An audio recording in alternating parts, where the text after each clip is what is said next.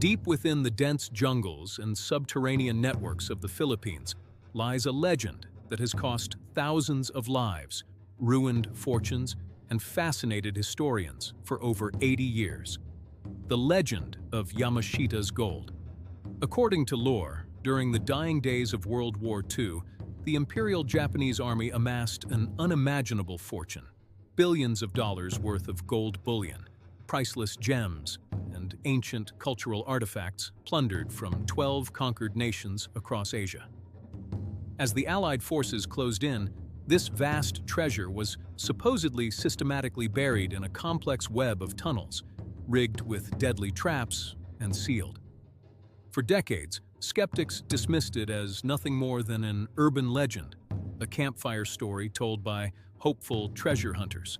But then came shocking court battles, international conspiracies involving top-tier political figures, and verified discoveries that proved something massive was hidden. But where does the fiction end and the hard, historical truth begin? Did this legendary hoard ever truly exist on the scale people claim? Today, we are separating myth from reality to uncover the true story of the world's most elusive missing treasure. To understand the reality, we look at how the Japanese Empire financed its war machine. This brings us to a secretive organization, Operation Golden Lily. Operation Golden Lily was a meticulously organized looting operation overseen directly by the Japanese imperial family, specifically Prince Chichibu.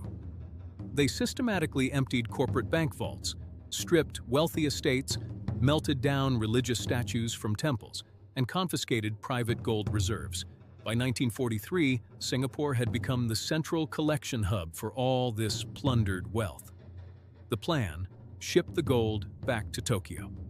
But the United States Navy established a devastating submarine blockade. Japanese supply ships, known as hell ships, were being sunk by the dozens. Shipping thousands of tons of gold across open water became an impossible suicide mission. They needed a vault. They chose the Philippines.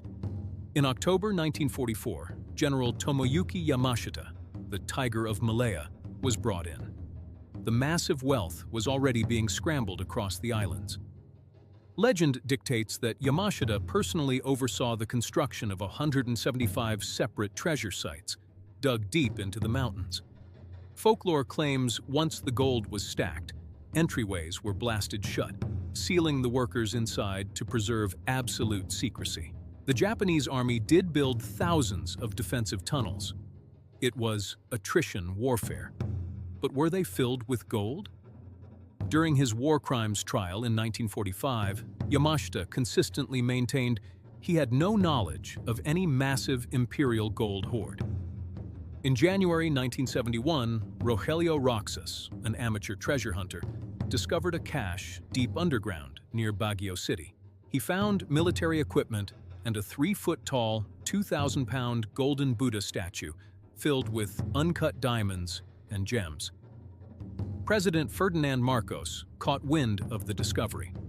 In April 1971, armed government agents raided Roxas's home and confiscated the statue.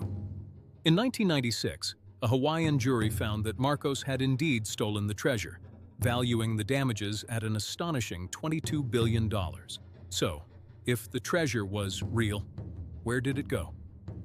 The first theory is the private estate of Ferdinand Marcos. The second theory involves the Black Eagle Trust, U.S. intelligence officers funneling the wealth into classified funds for Cold War operations. Finally, the most exciting possibility. Much of it is still out there, buried by geological events like earthquakes and landslides. Every year, treasure hunters continue to scour the mountains, betting that the motherlode remains untouched. What do you think? Did the U.S. government secure the vaults? Did Marcos take it all, or is there still fortune waiting to be discovered? Let us know in the comments. Thanks for watching, and we'll see you in the next chapter.